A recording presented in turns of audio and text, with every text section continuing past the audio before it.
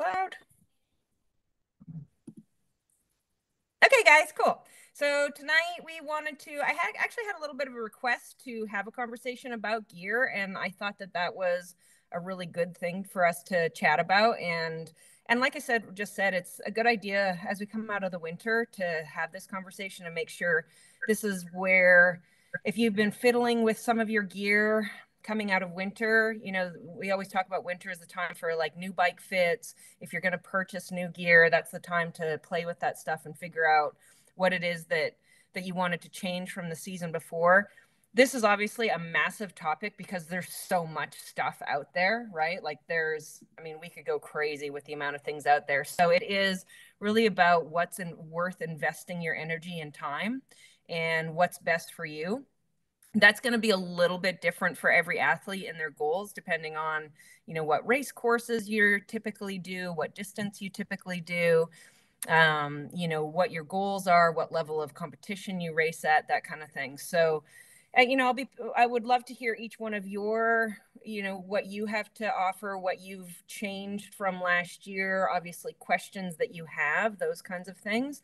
And we'll talk a little bit about, some of the race gear that we want to have dialed in, but also some of the training gear that I just want to check in on, just real small check as a group and a team. Because you'd be surprised how maybe you might not realize, like, Erin and I, she was great. She came to camp. We just had camp, and it took 2 seconds to say, like, oh, hey, actually, these paddles are way too big for you. And it was just something really simple like that. And not that they weren't great paddles. They were the right shape and they were excellent training paddles, but they were actually just a little bit too big for her for what we were trying to accomplish. So having conversation about that stuff and making sure that you have the right gear for you and the courses that you're going to do, I think is really important. So let's first talk about, I want you to each think about the races that you have planned. And the first thing that we want to talk about, and you're going to have a chance to share, is wheels. Okay. And so your wheel set, some of you are advanced enough that you have training wheels and you have race wheels. If you're not that advanced and you just have one set of wheels, there's absolutely nothing wrong with that. You want to have a set of wheels. Wheels, you can go crazy. You can have lots of, you have training wheels, and then can have several sets of race wheels depending on courses that you'll be doing and what suits a particular course. Now, you might not have the means to have all of this just like big choice of wheels and this big range of wheels. So the question is, like, what's the best wheel for you and the type of courses that you choose to race? Okay. Now, in my experience, obviously it's really great now. We have tubeless, which is really nice. I think tubeless, obviously I've raced everything from tubular to tubed, to now tubeless. And the tubeless is nice. It's, you're going to be a lot better off as far as puncture resistance. There's a lot out there that the wider tire and the rolling resistance is faster, those kinds of things. So if you've moved to tubeless, that's a great thing. If you haven't, that's okay as well. I don't think anyone's still on tubular. Is anyone still on tubular? Still have a tubular disc, but I don't think anyone has that anymore. That's dating myself quite a bit. So, so that kind of thing.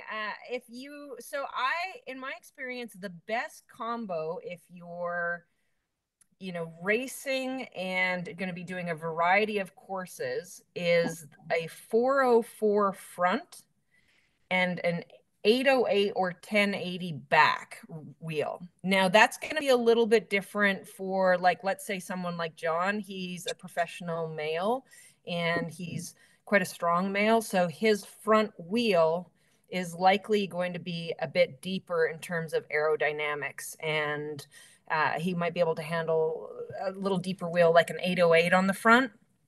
And I think, if you're looking at the wheels, the first question you've got to ask yourself is, what type of course am I going to do? And can I handle it on the road and the course that I'm going to be racing? So things you want to take into account: yes, aerodynamics, but also how windy is it going to be? How much climbing and descending are you going to be doing?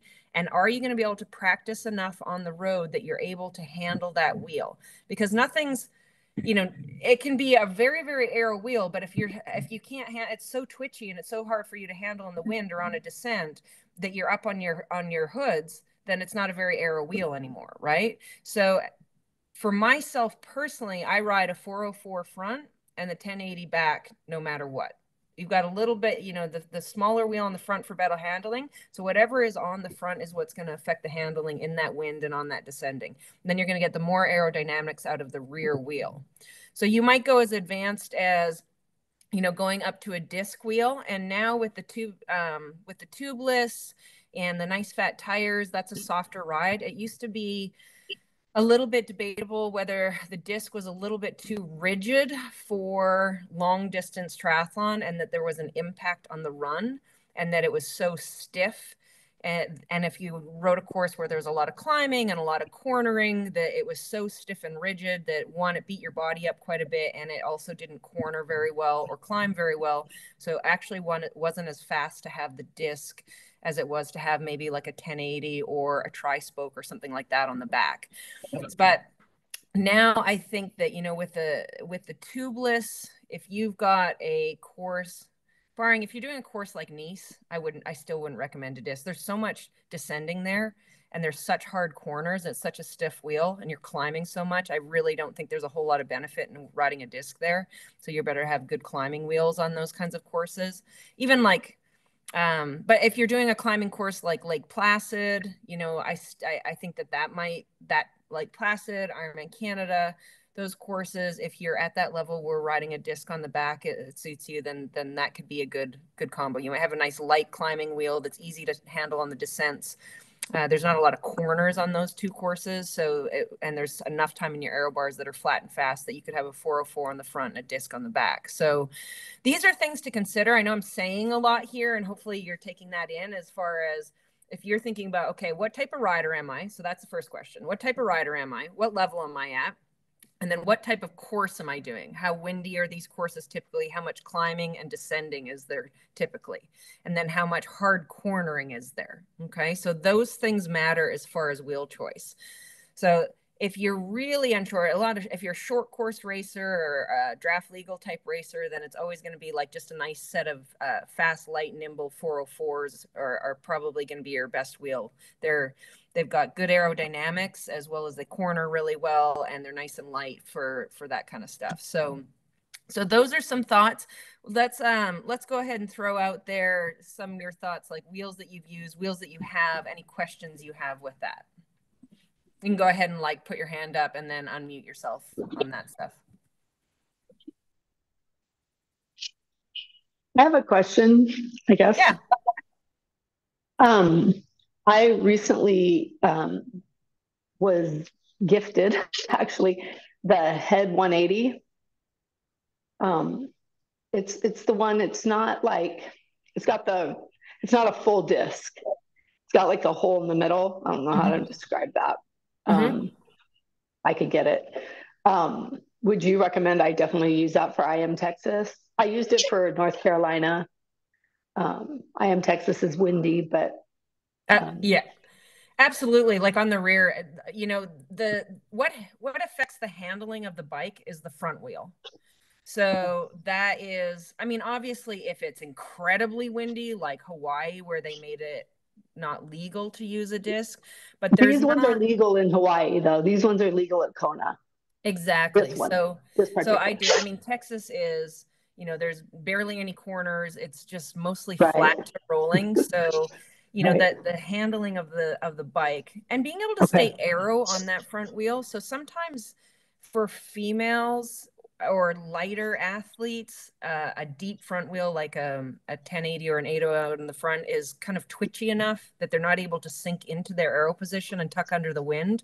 And so it is really the handling all comes from that front wheel.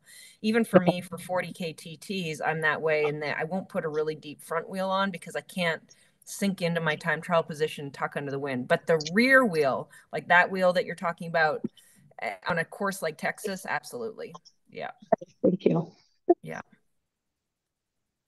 Any others on that before we move away from wheels? Anyone have some additional input on their experience and knowledge with the wheels? Nothing is. Yep. Kirsten? That's a question, of course.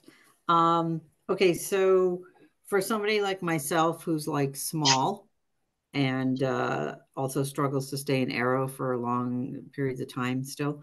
Um, and of course, I've got a bunch of the same-ish kind of courses coming up, which is like flat but with sharp rollers. Would that be a 404 in the front and anything different in the back, or what do you think? Yeah, yeah. For you, definitely a 40. I'd even say 303 to 404 on the front because of your size. Yeah, Uh, you're a teeny tiny lady, so yeah. that you definitely want something that you can accelerate quickly up the hills and be able to stay in that arrow position, because that is the challenge for you. So the more stable that front wheel feels, where you don't get any twitchy feeling, that's going to be more arrow because you're in your arrow position. Versus, yes, we could put a deeper wheel on and it's technically in a wind tunnel more arrow, but if you're sitting up in your hoods, you're not arrow anymore. Yeah.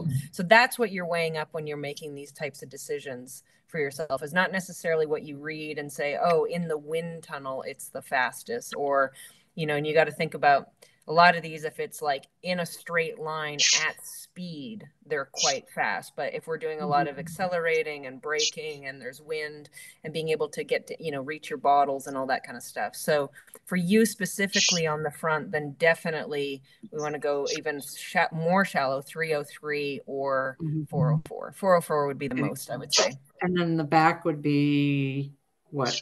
Yeah, if you go 303 in the front, then 404 on the back, and if you go Mhm. 404 on the front, the 808 on the back.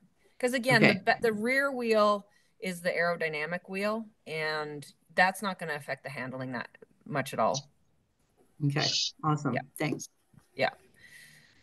All right. Okay. So that was the next thing that I wanted to talk about there is, well, let's move from there to gearing. Okay. So gearing is probably one area where a lot of triathletes, they don't change their gearing very much, but it's, they've got a set of gears that they use on their bike for training and where they're from. And they might not take into account like, hey, if I live somewhere that's relatively rolling or flat, or I ride the trainer a lot, but then I'm going to a course like St. George, where we've got Snow Canyon, we've also got the long descent, or even, like I mentioned, Lake Placid or Canada, where they've got these long climbs. But then we've got some pretty good descents as well as you want those time trial gears. So it's worth, I think, investing in different, we call it different clusters on the back on that you're able to switch out depending on, you can switch them out pretty easily on your wheels depending on what course you're going to. Having the appropriate gearing for the course that you're riding can make a big difference on how, not only how you handle and race your bike, but then how your legs feel when you go to run. Because, if we're a little bit too over geared for, let's say, a course like Wisconsin, where we've got all those short, sharp rollers, right? Or we don't have a big enough gear to get the speed that we need on some of those downhills on some courses. Then a course like Texas, where it's flat, if you've got a flat course that you're racing, you want those middle time trial gears. If you typically have gearing that is for climbing, where we've got the bigger gear for climbing, and then maybe you even have that 12 or 11 and the 52 on the front that gives you the big gear you need to go downhill, but you're missing all the TT gears in the middle. Then every time you're in your time trial bars on a flat course or those rolling courses, you're going to be feeling like, man, I can't quite find that gear where I can find my rhythm and feel like I'm able to time trial with good speed and find my good rhythm. So with gearing, you're looking at, it's not often we really need to change the front. Typically, whatever type of rider you are, whether you're on compact or you're on mid compact, very few of you, I think, at this point are on anything that's like, the old 5339 or even, 54, 55, 39. That would be a pretty big, strong rider on a flat course might use that sort of front gearing. I think for the most part, most of us, you're either on compact or mid compact.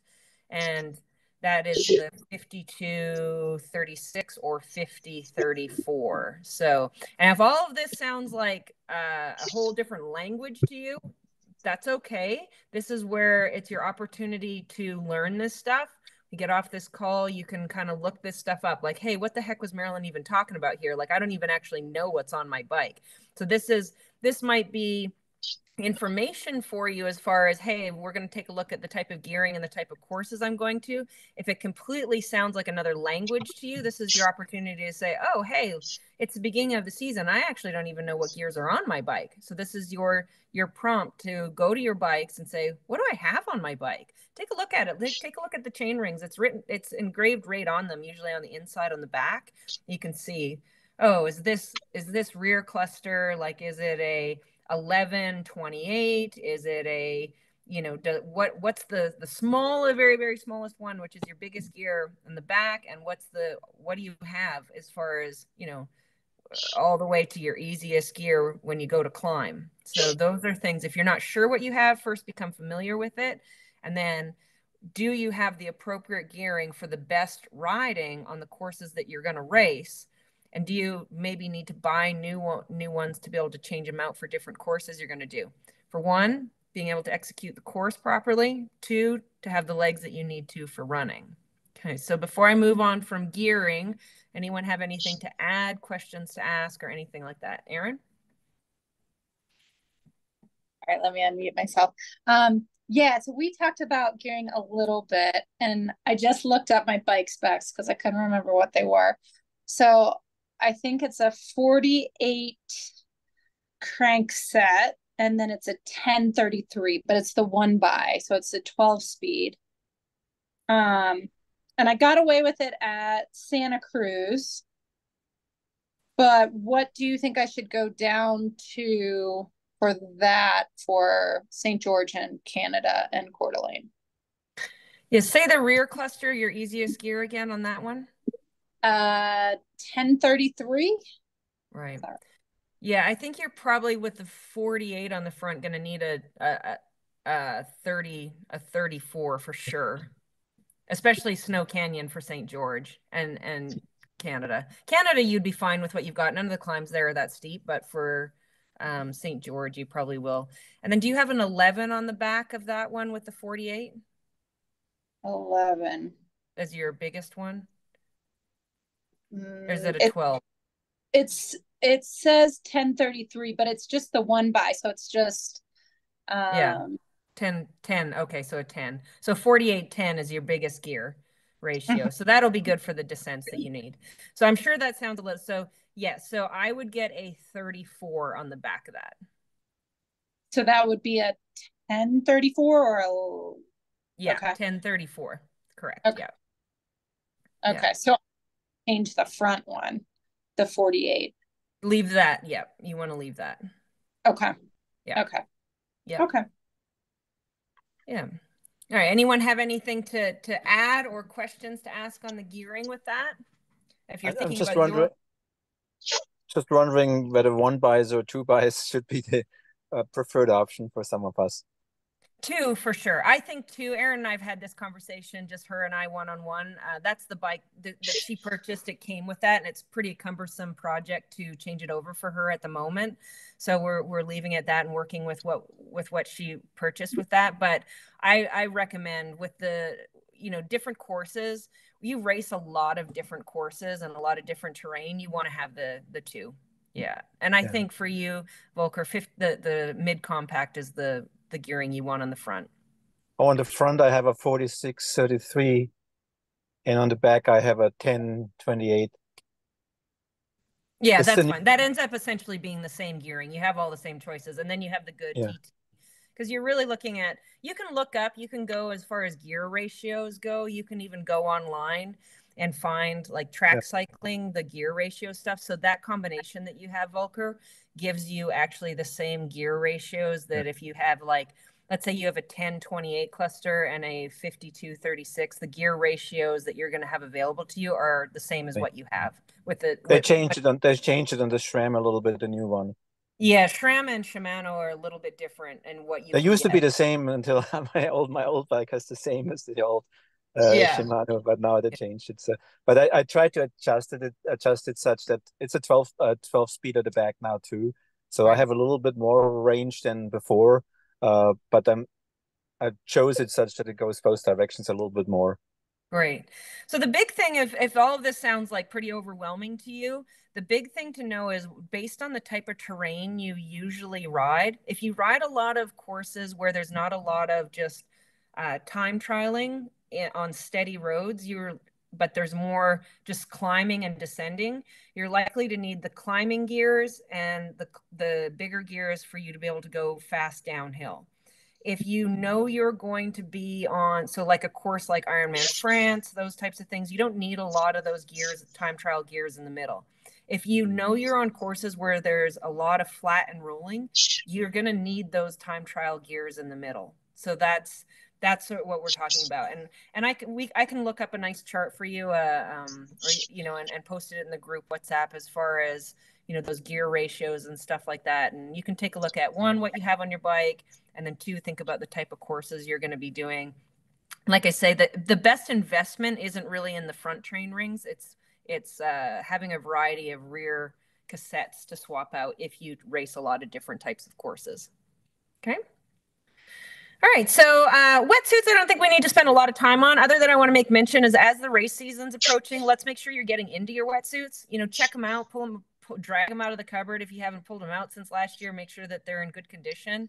Put it on, make sure that everything looks good. There's no holes or tears or anything like that. And start to practice in it a little bit if you have that option. I know that it can be a bit tricky with pools and how hot it can be in the pools. But if you've got you've got the opportunity on an easy long swim, start to get reacquainted with your wetsuit. If you have access to open water, then it's the beginning of the season and we don't want to wait until race day to like drag the wetsuit out of the cupboard and know that, hey, I haven't even been in this since last year. Let's get on top of that and make sure, one, it's in good condition, two, it still fits you really well, and three, that you start to get a little bit of practice in it. Okay, so let's start to pull those wetsuits out. And you want to remember if it's something that you haven't done a lot of, that you're making sure you remember how to put it on correctly, that it's pulled up nice and high. I've got a video in my YouTube that goes over that, making sure that there's none of those pockets in the armpits or in the crotch. If you've got those big air pockets, that means it's not pulled up high enough. Practice putting it up on high enough. And then, like I posted in the group today, start to practice the transitions a little bit, right?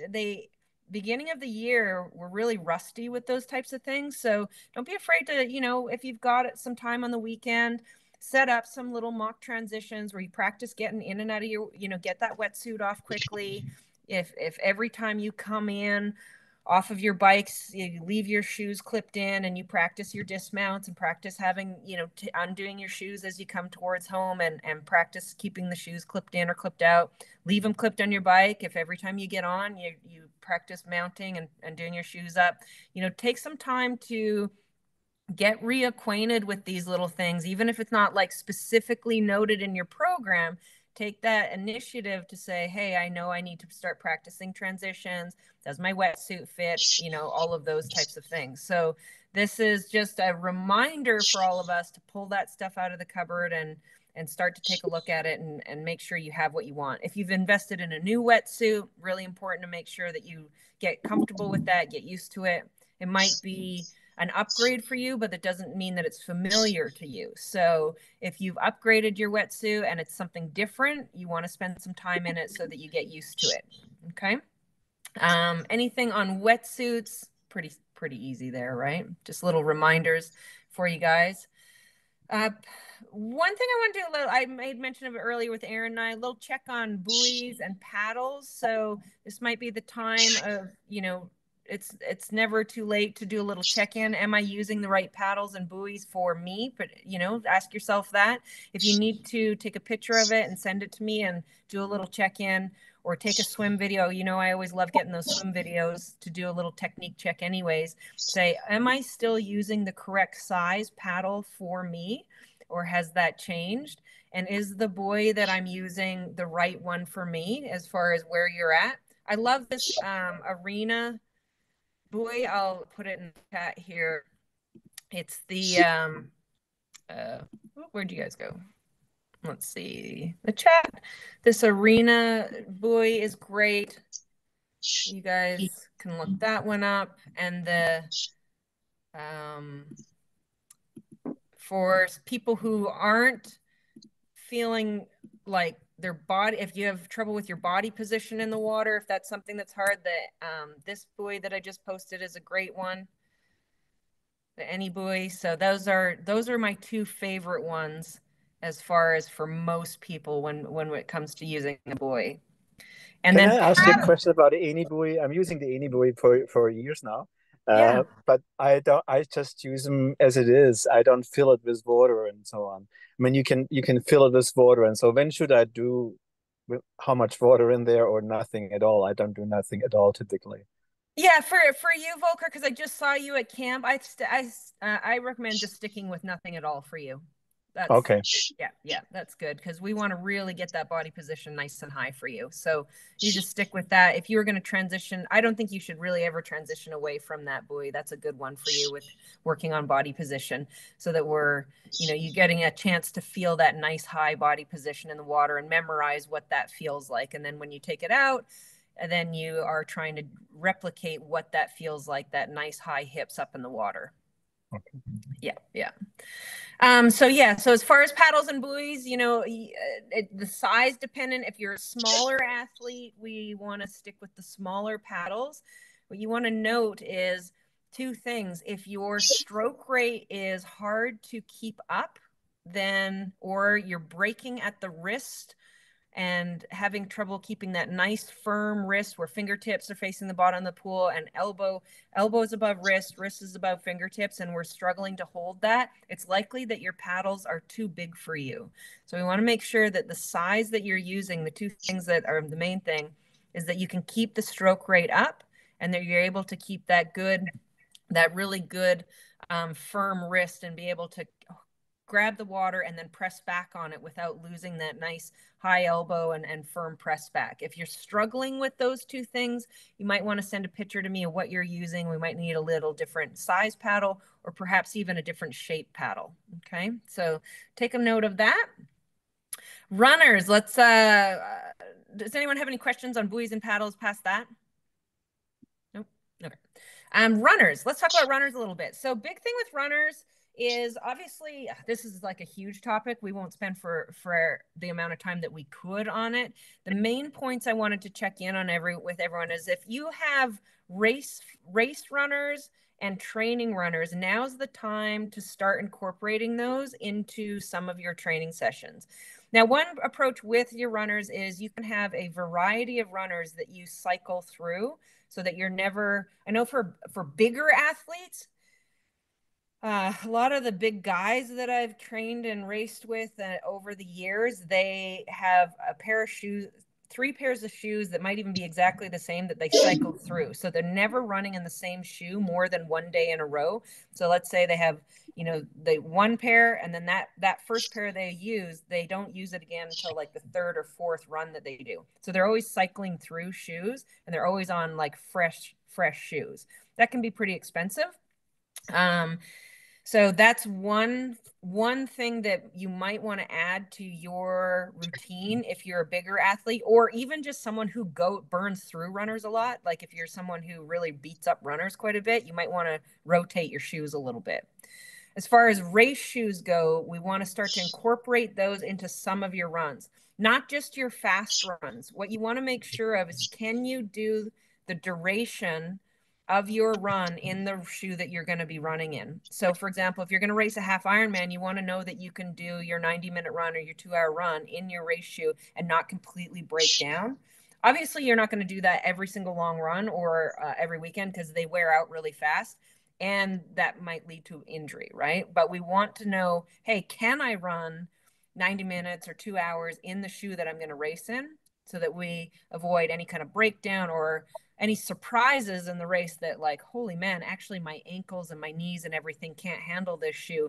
They handled them for my speed sessions and I was able to feel really fast in them, but I actually wasn't able to run the duration in these shoes, and I found that I broke down in them. So take some time to, yes, incorporate your race shoes into some of your faster running and know what they feel like running fast, but also incorporate them into a couple of your long runs, so you know for sure that you're not going to fall apart later on in your race shoe. Okay, so that's really important to know. When you're working with different runners, the big thing that I see cause injury over the years is when we start messing around with differences in stability and differences in drops. And the differences in drop is the biggest one that causes injury. Stability, we can get away with a little bit of variation as far as race shoes and training shoes. And a lot of you maybe even have some insoles or even custom insoles that help you with that. But the big thing that I see all of a sudden injury pop up is if there's too much variation in drops in your shoes. Okay, so if you're using a lot of different shoes or you are using race shoe versus training shoes, take note on which ones have how much drop. Is it, 4 mil, 8 mil, 10 mil? What is the drop on my shoes? And is there a massive variation in them? That could be something that I'll see a lot of posterior chain injuries pop up when there's that big variation in those, Achilles, hamstring, hips, that kind of stuff. So even if you have specific trail shoes versus your regular running shoes, take note, what's the difference in drop in those shoes? Because that could be, a sudden injury, especially when training load is light, your body's not as sensitive. When training load's really high and you start to get really fit and you're getting close to a race and you're really dialing in that harder training, and the fitter you get, believe it or not, the more fragile you get. So those little changes all of a sudden is when an injury pops up. So you want to be very aware of what you're doing and what your different shoes are, so that you don't, when you're feeling your strongest, you're feeling your fastest, and it might be tempting to not pay attention to that stuff because you're getting really fit and really strong. And that could be like the one little thing when the training load's really high and it's necessary for it to be that high at that point heading into a race. It could be the tiniest little thing that tips you over the edge to an injury. And it could be as simple as the drop in your shoes was too big of a difference and it just tipped you over the edge, and you would get like a little hamstring injury or a little Achilles injury or ankle injury or something. So if you're looking at your equipment, you're looking at your shoes, make sure you pay attention to that and know what you have. Any additional knowledge, feedback, comments? I know, Aaron, you're a PT and you probably deal with this a lot. So I don't know if you have some additional things to add to that or. I guess with the drop, it's going from a low drop to a higher drop shoe is okay, but the other way around is more critical, I think. Exactly. Yeah, exactly right, Volker. Aaron, we can't hear you. You have to unmute yourself. Ooh. Okay. There Can you are. hear me? Yeah. Okay. Sorry, my mute wasn't showing up. Yeah, you're totally spot on. Like going a big jump, like 5 to 4 might not matter whatsoever, but certainly 5 to 0 or 8 to 0 or 5 to 12 can really just, the higher the drop, the more goes to your knees, and then the lower the drop, the more you feel it in your calf. So for me, I definitely tend to go a little higher because I've had a history of calf strains. But yeah, it's that jump. You could certainly move to a different level, but you want to be somewhere pretty close for training and competition. Yeah. Okay, good. Yeah. All right. Okay, cool. So if anyone has any specific questions about what they have, and again, same thing as you look at your race courses, make sure that what you're racing and your level of racing matches what you're using. So obviously, like a course like Texas, there's a ton of concrete on that course. So you want to make sure that you have the ability to run a whole marathon in whatever shoe that you're deciding. It might be like, oh, a really fast race shoe sounds amazing until you're at mile 16 on concrete and your body starts to fall apart. So it's things like that you want to think of as, hey, this might sound like the perfect shoe. However, is this the perfect shoe for this course? Right. So if it's a course where there's a lot of concrete, or if, let's say, for some of the extreme races that some of the athletes do, they might need a really good trail shoe. So you wouldn't want to show up on a race where there is a lot really hard up and down and a lot of off road and be in a running road race flat, with a carbon sole, something like that. So make sure whatever shoe that you're choosing matches the type of course.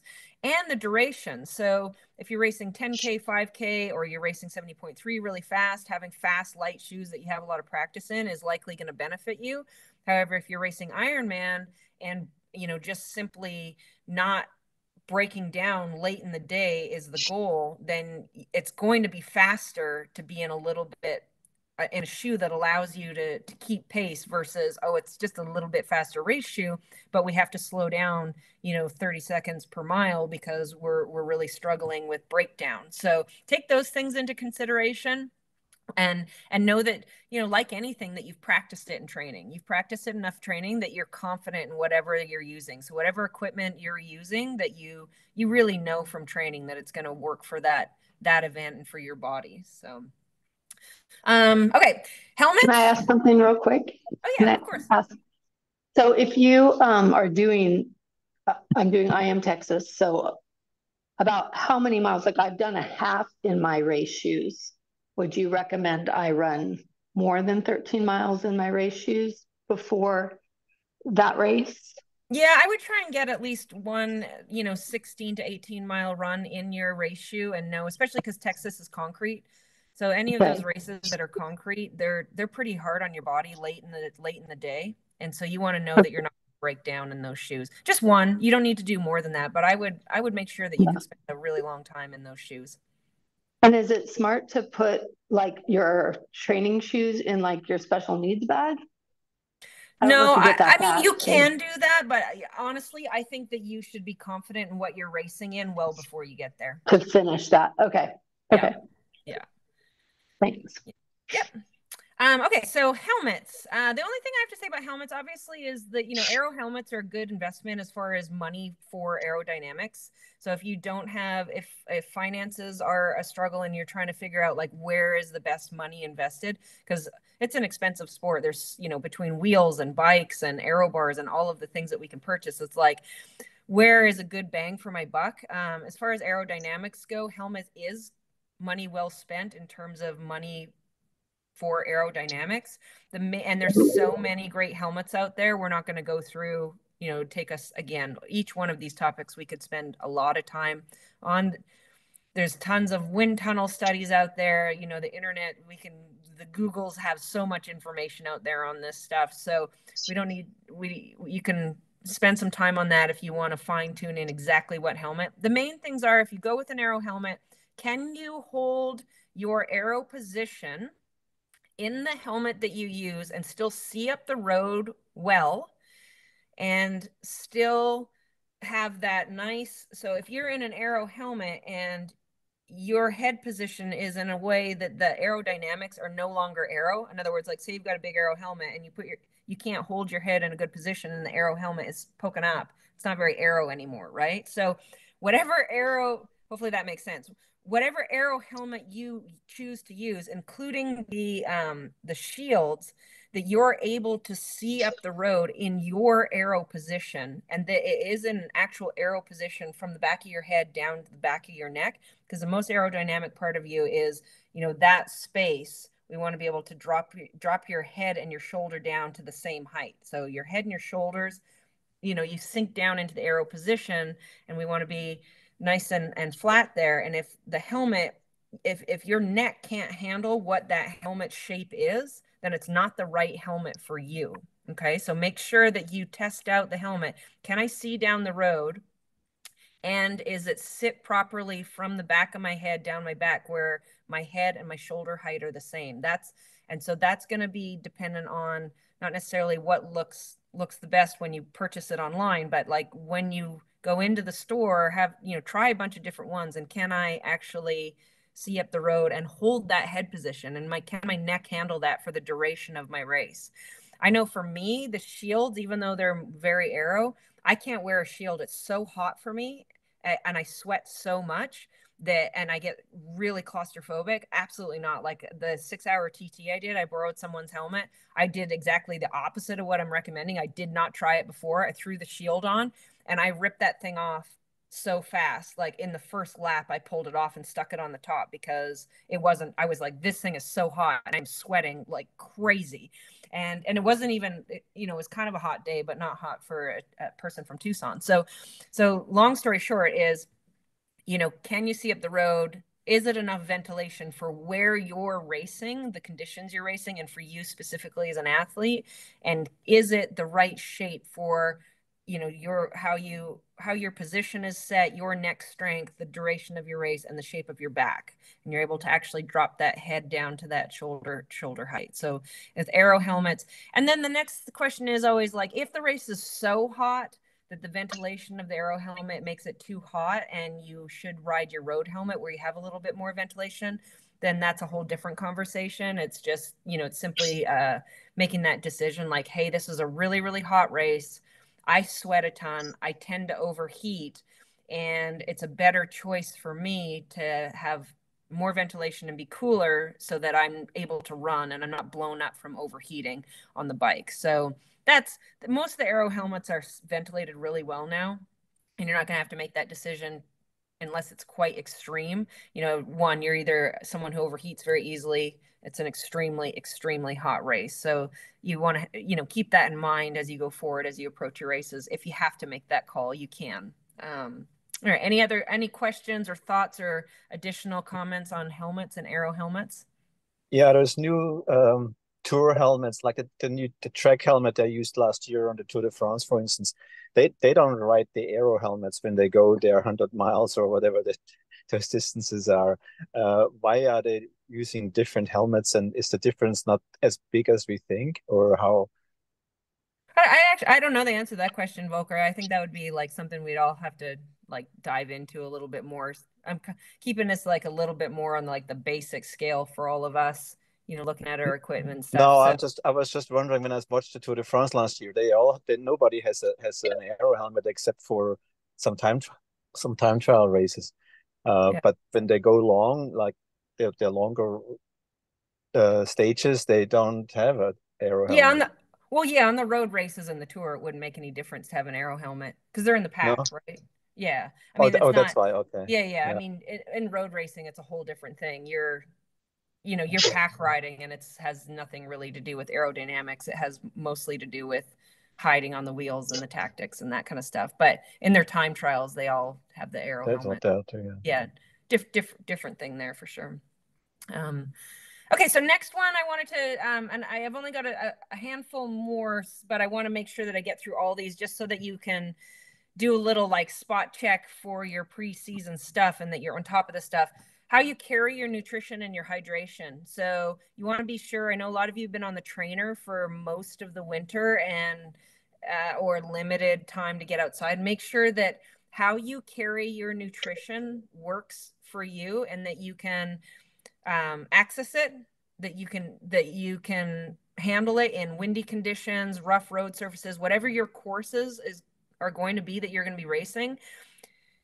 Nutrition in our races is probably one of the top priorities, right? If we can't get our nutrition, doesn't matter how fit we go into this race, we're going to have potential to ruin our race. So you want to make sure that how you carry your nutrition works for you and that you're able to access it. You can actually get to it. So if you're not, the rear bottle cages might be a fantastic option. However, if you don't have the handling skills to have one hand on the handlebars and keep pedaling and reach back and get that bottle and keep going, you might want to reconsider how you're carrying your hydration. You might want to, if you're like, this is actually the best option for me, but I just need more practice at it, this is your prompt to start practicing that. When you're out there on those training rides, get outside, make sure that you're reaching back and making sure that you can get that bottle out, and that it's not going to eject. You've got the right elastic bands on there, that they're tight enough to hold the bottle but not so tight that you can't get the bottle out. Those little things that can make or break our day, that if we're not aware, we didn't check them, we didn't practice, all of a sudden we think, oh yeah, it's not going to eject. It's definitely not going to eject because I can't even get it out, right? Like make sure that those make sure that those bands are ones that you can use. The front aero hydration, those are fantastic if you're, if it's hard, you want that fluid and that nutrition right there. It changes the handling of the front of the bike, so make sure you practice with it full of fluid so that you know how it corners. If you have a course that you have a lot of descending, you know how it feels on the descents. It does change how the bike feels. And is it appropriate for the course that you're riding? So if you're riding a course like Nice, an Aero drink bottle on the front likely isn't the best option, because we're climbing or we're descending. So you're not going to be really in an Aero position where you're, leaning down and getting that bottle. And it's also going to change the feel of the bike on how it climbs and how it descends. So you're better off to have bottles on your frame versus that front Aero bottle. And so really think about, again, all of this is just simple reminders for us. I know all of this stuff is things most of you already know, but it might be a reminder for you to look at what you're currently using and what type of courses you're going to be racing, and do those things match as far as you can manage it well, and start practicing it. Right, this is your reminder. We got to practice it outside and make sure that you can handle it on the road surfaces, in the wind and the traffic and all of those things, because that's what's going to happen on race day. And you want to work out any of those kinks that, like I say, is something as a too tight of a rubber band or something like that can make or break a day. So let's make sure that we've got that. Any thoughts on carrying nutrition, hydration, or questions on that? Good on that? Okay.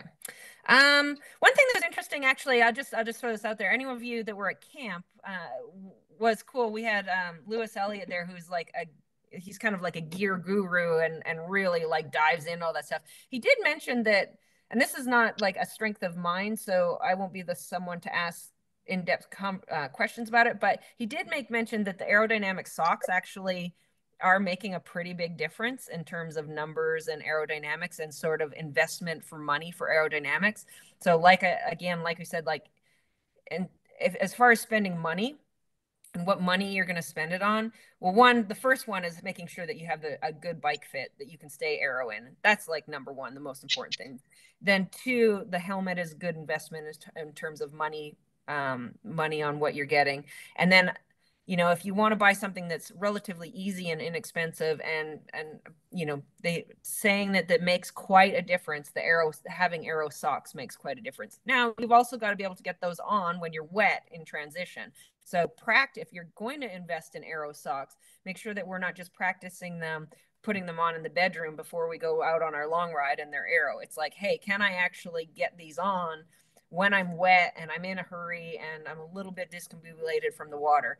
And so make sure that that's something. And a really good trick, again, I think I have from when we used to wear the tall socks, the compression socks, but it'd be the same concept of putting those kinds of things on. If you put them on and then roll them down into a little donut and then just stuff them in your bike shoes, then when you grab them out of transition, you can just pull them on. And then once you're on your bike and rolling, you can just roll them up your leg. So that is a very fast way, and you can practice that. If you're curious on that, I can send you the YouTube on that. And those were extreme, because those were the really tight, tall compression socks that came up to our knees when we wore those. So you'll get a sense for that. But again, if you're going to invest in those, make sure you practice it, and practice it in the same environment you're going to be racing, wet and a little bit disheveled. Okay. So those are maybe we used to do with the ASU girls, where we'd practice transitions that were going to be similar from swim to bike, and we'd line them up and we'd spin them around in a circle and then have them run to their bikes and have to do like T1 hop on their bikes when they were a little bit dizzy. So there's little tricks you can do to start to practice that. And am I efficient and fast at that stuff when I'm under distress or a little bit thrown off my mark? Marilyn, you can use the Aero sleeves. Then you don't have to worry about the sock itself. It's just an Aero sleeve, and you can keep that under your wetsuit. You don't have to worry about increasing your totally. T1. Yeah, those are good too. Yeah. So, like we say, there's so many things out there on the market now that we can play with, which is fun. There's so many toys out there. So it's kind of like, where do you want to invest your time and energy? And hopefully we can just, make mention of the little things that, can be helpful for sure.